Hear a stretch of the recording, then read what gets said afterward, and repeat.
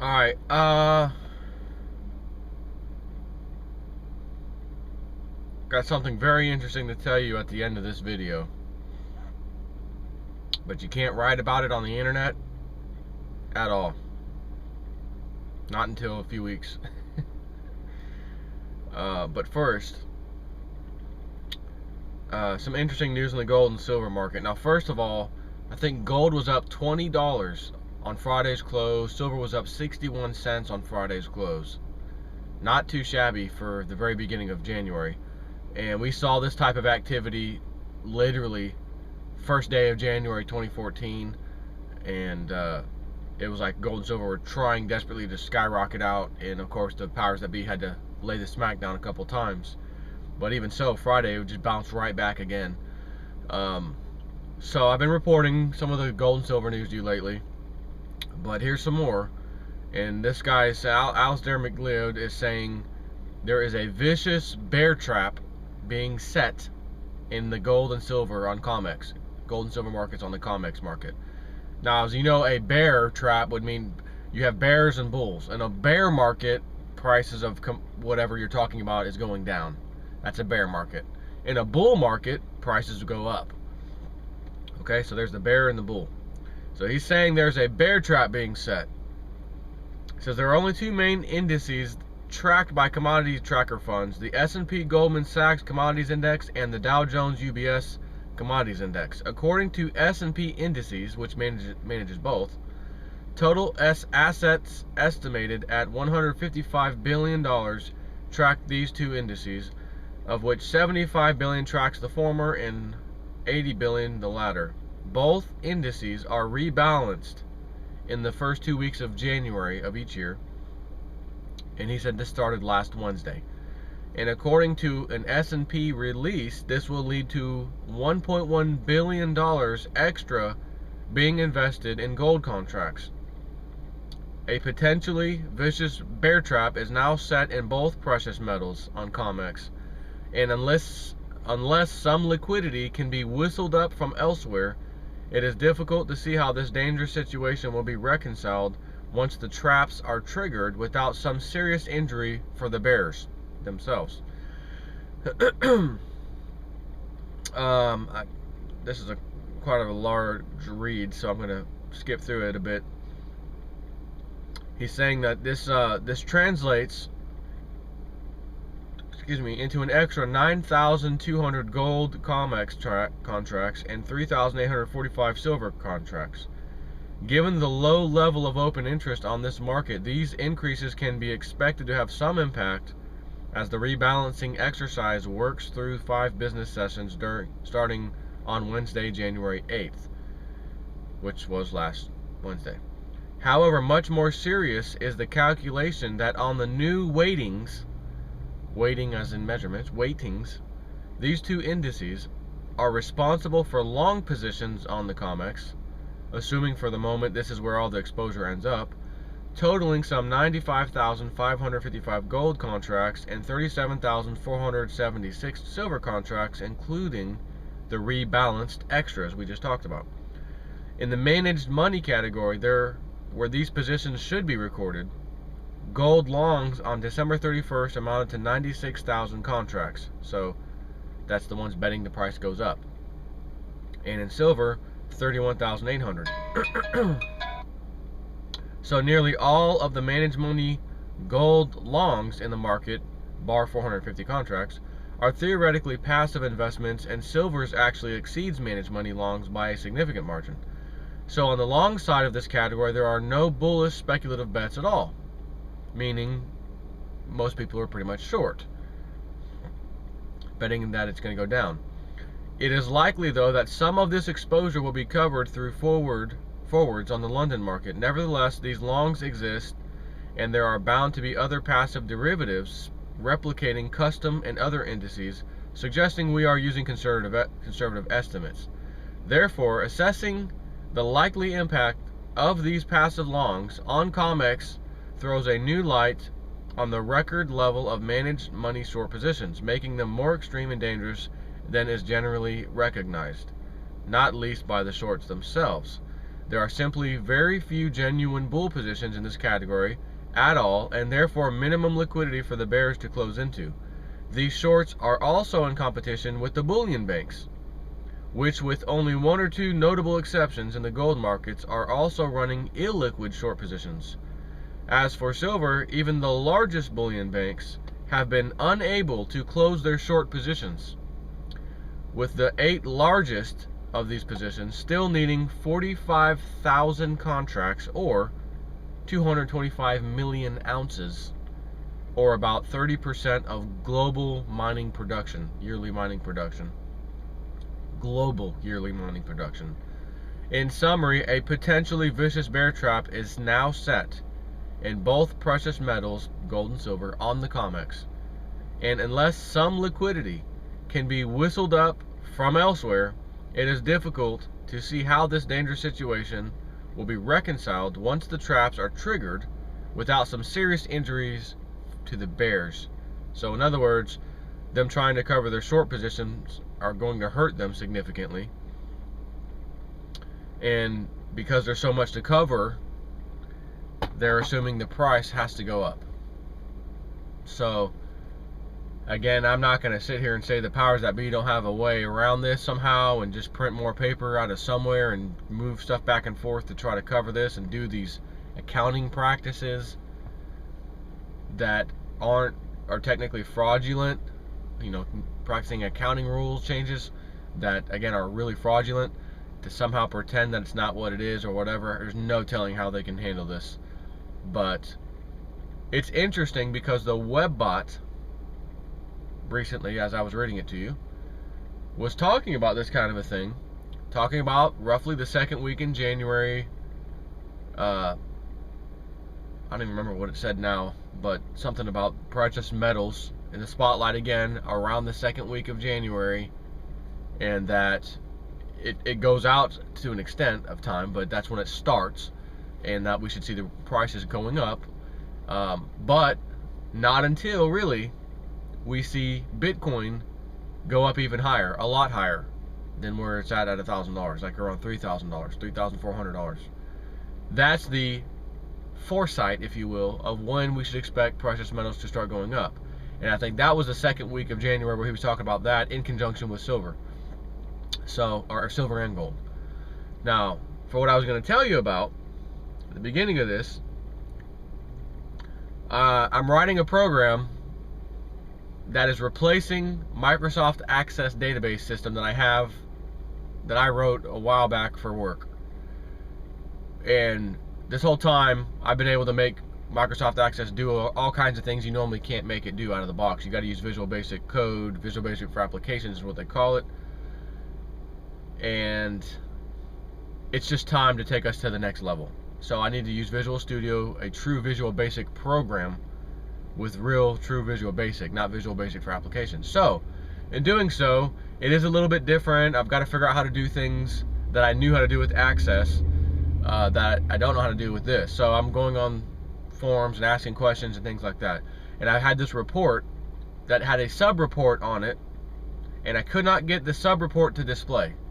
And they're saying, oh, you got to add this on the load event of your form. You got to add this other code to bring the data for the sub-report, blah, blah, blah. I can't get it to work. I spent hours trying to get this. I can't get it to work. So I did a video where it's just my screenshot of my screen with me showing people who I'm asking to help. This is what I'm trying to do. Here's what I've got. Here's what it looks like. You know, how do I get this to work? And while I'm doing that, I had my email Outlook open, and I see a little message pop up by the clock, where it always does whenever you get a new message. And that's going to show on my video because I'm capturing the screen. So I quickly want to exit out to get rid of it. You can only see a little summary, but I noticed it was from Moon at HalfPastHuman, and it started with dude something. So I exit out thinking I'm going to have to see what he just wrote me as soon as I'm done with this video. Because number one, I have never in my life been contacted by Cliff High where he reached out to me. You know, it was always me and probably a million other people sending him emails, asking him questions or about the webbot data, or hey, check this out, I think this is a webbot hit, you know, stuff like that. And then he would reply back and give his comment. So for me to just get a comment out of nowhere, I was like, whoa, what? You know, why is he contacting me for, you know, initiating the contact? You know, he's always so busy doing other stuff. Why? How does he even have time to send me a message to start a conversation? And I thought it had to do with something I sent him the other day, which was about, I think, the Bitcoin stuff. Because I sent him an article similar to what I just read here. Not quite this, maybe, I don't know if it was that exact article or something different. Similar to that, saying, hey, if talking about your webbot stuff, hey, check this out. This goes right in line with it. So he was like, yep. So, but he already answered. So I said, whatever. So I get done doing the video, and I remind myself, oh yeah, let me go look at what Cliff High wrote me. You know, got to see what this is about. And I opened it up, read the email, and he says, I'm not going to read you the exact word for word thing right this second, but I'm going to tell you exactly what this was about. And you cannot write this on the internet because I don't want anything messing with this prediction. I can't have it screwing it up and you know, souring the report, so to speak. And I don't think this is going to be included in the next report because it's not report worthy for the whole world to read. But he says basically, dude, I was just gathering data for the new webbot report to be released. That's going to be released next, and your name came up in the webbot data specifically. And he says there's almost hardly anything, you know, there's hardly anything there, but it was enough that caught my eye when I was going through the data. Had your name, first and last name. And by the way, my last name is one of the most rare names on the face of the earth. Just gonna throw that out there. And I'm gonna pull over real quick before I head over and get some breakfast. So he says, your first and last name was in this data, and it goes along the lines of sometime later this week right now, I'm doing this video, so today's Monday, later this week, me doing a video talking about a close call or something like that of an accident, work-related. And that's all I got. I got nothing more. Can't give you anything else because that's all I got. Now, work-related accident for Jason at 4. Number one, I do volunteer for the sheriff's office, and I do go on patrol with their citizen patrol program. And sure, I'm out there, you know, directing traffic or shutting down a lane if a bad accident or whatever. Someone's broke down, whatever, stuff like that. Yeah, you could get hit by a car. But I've already got my 2 patrols in for this month, and I only need to do 2 a month. That's the volunteer requirement. So I've already got my 2 in for this month. So I'm not going out anymore this month. And he said this work-related accident is work-related. This week I'll be talking about it. End of this week. So that means my real job. And my real job, I'm sitting at a desk typing and doing IT work and stuff. How in the hell am I going to have a work-related injury? Is what I'm thinking. Maybe something, you know, something could happen. Something might fall. I mean, God knows what could happen at work. There's sure something could happen. So, been there for like 8 or 9 years now. Never had any kind of injury like that. So, it kind of made me sweat at first. Like, holy crap, whoa. I was a little nervous. I'm actually in his data. And he said, yeah, it's basically coming back. When it comes back, it's going to be the past tense. He says, but basically it's a close call, brush with an accident, but you didn't happen. You know, you missed it. It missed you. So I said, man, when you said it, because he didn't say it said my first and last name yet. He said it referred to you. So I replied back, like my first and last name, or my YouTube name, or Realist News, my kind of other name.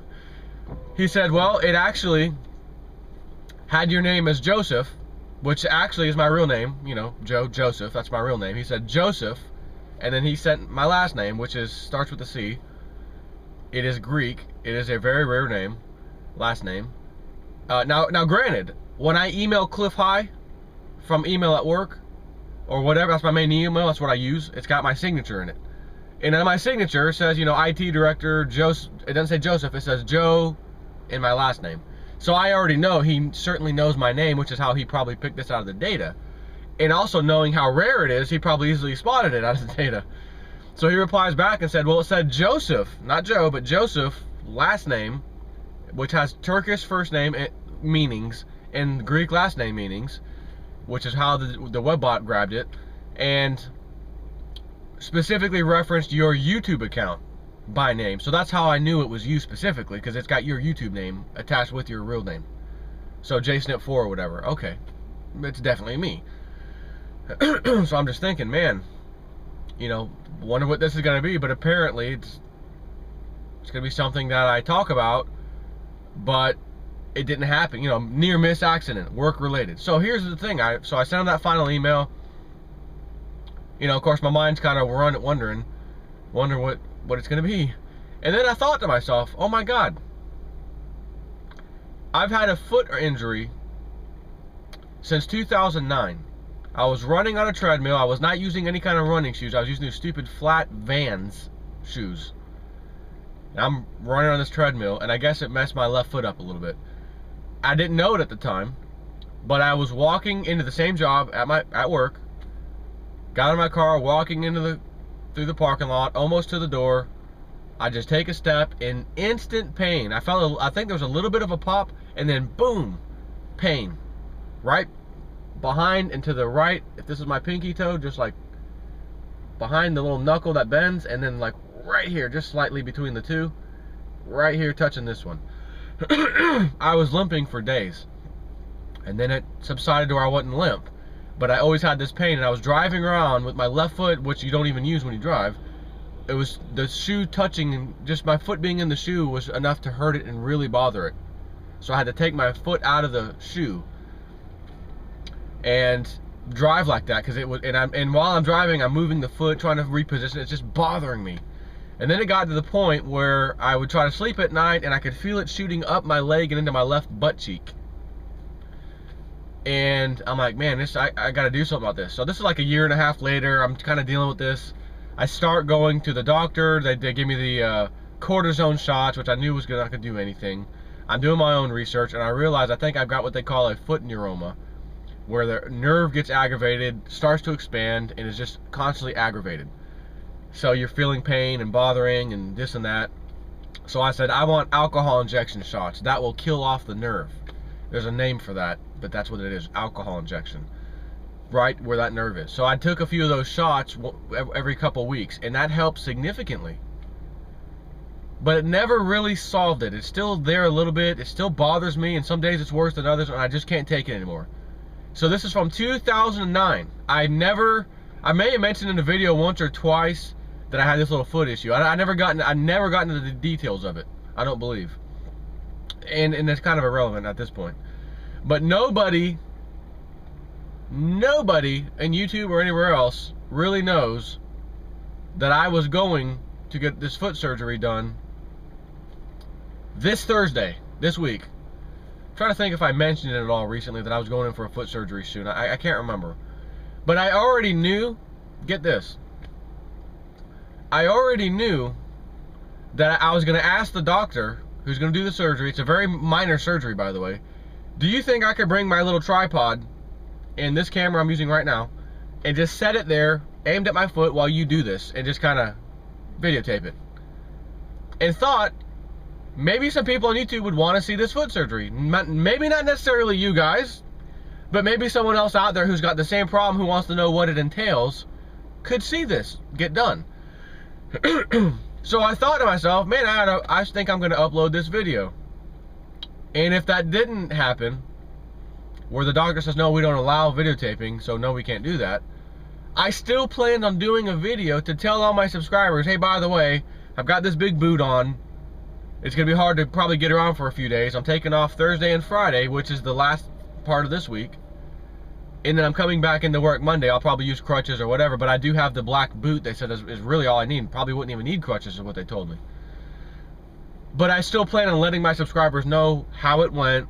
Hey, I just had surgery. I may not be doing the videos for the next few days. I already had this planned out.